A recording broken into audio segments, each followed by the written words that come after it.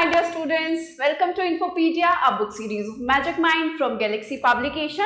And as you already know that we have started your general knowledge book of class 6. So today we will start your next chapter. So children, we will start your chapter number 45 today, that is satellites. आज satellites के बारे में पढ़ने वाले हैं. Satellites are objects launched into space that orbit around celestial bodies such as the Earth. Satellites आपकी क्या है? ऐसे objects हैं जो आपके स्पेस में लॉन्च किए जाते हैं, जो आपकी celestial bodies है, जैसे आपका अर्थ और बाकी के planets वगैरह हैं, उन सब के चारों तरफ क्या करती रहती है? घूमती रहती है. They can be natural like the moon or artificial like those launched by humans. अब आपकी जो satellites होती हैं वो दो तरीके की होती हैं. एक आपकी जो नेचुरल होती है, जैसे कि आपका मून हो गया, या फिर आर्टिफिशियल यानी कि मैन मेड भी होती है, जैसे कि जो कि आपकी ह्यूमंस जो है बनाकर उसको स्पेस में लॉन्च करते हैं.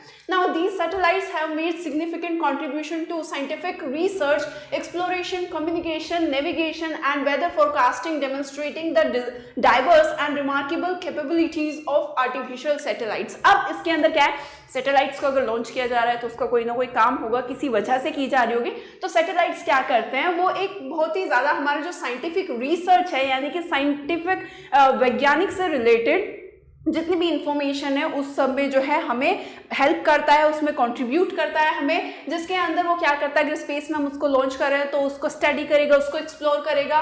कम्युनिकेशन में, नेविगेशन सब लोग आजकल मैप्स वगैरह यूज करते हैं, तो वो क्या करता है? हमें नेविगेट करता है, हमें रास्ता बताता है. या फिर वेदर फोरकास्ट की, जैसे आजकल फोरकास्ट में भी देते हैं कि बारिश होने की संभावना है, या ऐसे ही बहुत सारी चीजें जितनी भी रिलेटेड है आपकी वेदर से, कि तेज हवाएं चलने की संभावना है, तो वो सब वेदर फोरकास्ट में आता है आपका.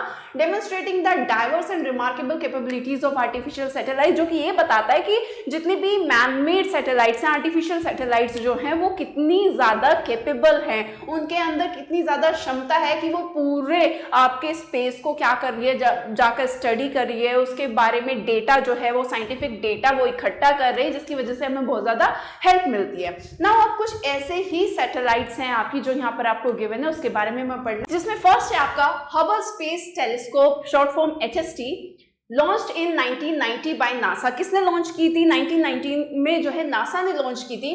The Hubble space telescope has revolutionized our understanding of the universe by capturing incredibly detailed image of distant galaxies, stars and nebula. अब आपका इसने जितना भी हमारा स्पेस से रिलेटेड जितनी भी हमारी समझ है उसको एक्सपेंड किया है, उसको और ज़्यादा बेहतर बनाया है, जिसकी वजह से जितने भी इसने बहुत सारी जो है गैलेक्सीज, जितनी डिस्टेंट दूरी पर गैलेक्सीज हैं, स्टार्स हैं, नेब्यूला है. नेब्यूला होता है कि आपका डस्ट का या गैसेस का एक क्लाउड बन जाता है, आपको उसको नेब्यूला बोलते हैं आपका. तो उन सभी की जो है आपकी इमेजेस ली हैं, उनके बारे में इंफॉर्मेशन हमें प्रोवाइड की है. Now it has help scientist study the age and expansion of the universe. इसकी वजह से और हमें क्या हेल्प मिली है? साइंटिस्ट को हेल्प मिली है, जिसकी वजह से वो आपका जो यूनिवर्स है, ब्रह्मांड है, वो कितने उस तक फैला हुआ है, कितनी दूरी तक, या उसका स्पेस जो एरिया है वो कितनी दूरी तक फैला हुआ है, उसकी एज क्या है, उसको स्टडी करके जो है साइंटिस्ट को डेटा प्रोवाइड किया है. Now discover new celestial phenomena, और बाकी के जितनी भी आपकी सेलेस्टियल बॉडीज हैं उससे रिलेटेड जितनी भी घटनाएं हैं उनके बारे में इंफॉर्मेशन आपको प्रोवाइड करता है. And deepen our knowledge of cosmic evolution, और आपका जितना भी ब्रह्मांड से रिलेटेड है उसमें नया नया क्या वो किस तरीके से इवॉल्व होता जा रहा है, उसको जो है आपकी जो समझ है उसको क्या करता है और ज्यादा गहरा करता है. नाउ सेकंड है आपका इंटरनेशनल स्पेस स्टेशन, जिसके शॉर्ट फॉर्म है ISS. अब देखो ये क्या है? The ISS is a collaborative project involving multiple countries. अब ये आपका एक कोलैबोरेटिव प्रोजेक्ट है, यानी कि बहुत सारी कंट्रीज ने मिलकर इस पे काम किया है, including the United State, Russia, Europe, Japan and Canada, जिसके अंदर US, Russia, Europe, Japan and Canada, इन सबका कोलैबोरेटिव प्रोजेक्ट है. ये इन्होंने मिलकर काम किया उसके ऊपर सिंस इट्स लॉन्च इन 1998 में इसको लॉन्च किया गया था.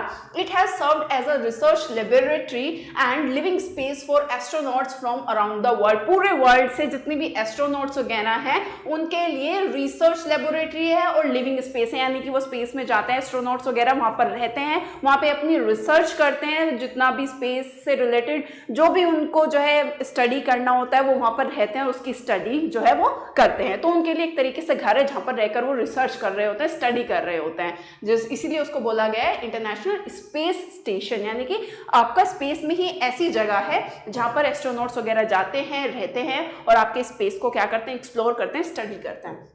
Now the third one is GPS satellite। अब GPS तो सबने ही सुना होगा आपका, जिसकी जो फुल फॉर्म है the global positioning system, GPS की फुल फॉर्म है आपकी।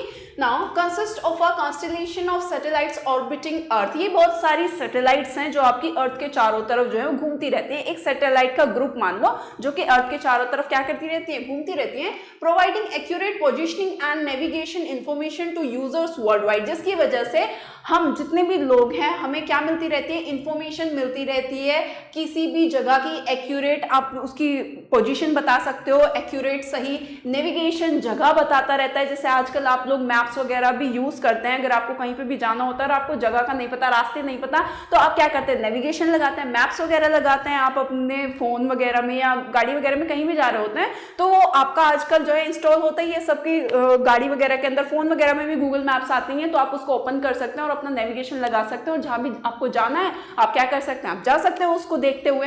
Now United state department of defence developed and maintained by the United state department of defence. और इसको किसने बनाया, किसने डेवलप किया और कौन इसको मेंटेन करके रखता है, वो आपको United state department of defence है जो आपके इस जीपीएस को क्या करता है, उसने डेवलप किया और उसका ही काम है इसको मेंटेन करके रखना। Now GPS satellite have revolutionised navigation in both civilian and military application. अब इसने जो है सिविलियंस यानी कि आमतौर पे जितने भी लोग हैं, आम लोग जैसे हम लोग हैं, उनके लिए नेविगेशन जो है उसकी समझ को जो है इन्होंने बढ़ाया है। बाकी की जितनी भी मिलिट्री से रिलेटेड जितनी भी एप्लीकेशंस वगैरह हैं उसको इन्होंने क्या किया है, उसको बेहतर किया है। Enabling precise location tracking for vehicles की जो है एग्जैक्ट लोकेशन, सही एकदम लोकेशन जो है उसको फाइंड करने में हेल्प करता है। Aircraft, smartphone and other devices, बाकी सारे ही डिवाइसेस में, चाहे आपका स्मार्टफोन हो, एयरक्राफ्ट हो, कोई भी व्हीकल हो, एयरप्लेन हो, कोई भी हो, सब में जीपीएस होता है, जिसकी वजह से वो उसको नेविगेट करने में क्या करता है, हेल्प मिलती है हमें। Now the last one is Voyager 1 and Voyager 2।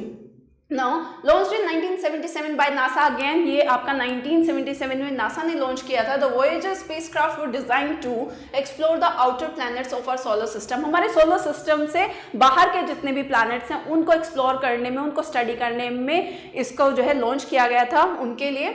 Now, Voyager 1 and 2 conducted flybys of Jupiter, Saturn, Uranus and Neptune, providing valuable data and stunning images of these distant worlds। अब देखो जितने भी आपके Jupiter, Saturn, Uranus and Neptune यानी कि जितने दूरी पर जितने भी ये प्लैनेट्स हैं इनके बारे में स्टडी की गई, इनकी जो है बेहतर पिक्चर जो है वो किसने प्रोवाइड की, वो आपके वोयेजर 1 ने जो है वो प्रोवाइड की। इसी की वजह से इन दोनों को, वोयेजर 1 एंड 2 को जो है स्पेस में जो है क्या किया गया था, लॉन्च किया गया था, जिससे जितना भी आउटर स्पेस यानी कि स्पेस से जो बाहर है या दूरी पर है आपकी जितने भी प्लैनेट्स, जिसमें से Jupiter, Saturn, Uranus and Neptune, इनसे रिलेटेड जितनी भी इंफॉर्मेशन है, डेटा है, वो क्या किया जा सके, वो इकट्ठा किया जा सके और हमें हेल्प की जा सके। Now Voyager 1 became the first human made object to enter interstellar space in 2012, जिसमें से जो आपका वोयेजर 1 है वो 2012 में इंटरस्टेलर स्पेस में पहला ह्यूमन मेड ऑब्जेक्ट था, यानी कि इंसानों द्वारा बनाया गया ऐसा ऑब्जेक्ट था जो कि आपका 2012 में इंटरस्टेलर स्पेस में उसने एंटर किया। अब इंटरस्टेलर स्पेस क्या होता है, ये है आपके तारों के बीच का, जो स्टार्स होते हैं उसके बीच का जो स्पेस होता है, जो कि पूरी तरीके से खाली नहीं होता, उसके बीच में गैसेस होती हैं, डस्ट वगैरह का एक क्लाउड्स होता है उसके बीच में, उसको तारों के बीच की जगह आप इसको मान के चलो कि तारों के बीच की जो जगह होती है उसको इंटरस्टेलर स्पेस बोलते हो, उसमें इसने एंटर किया।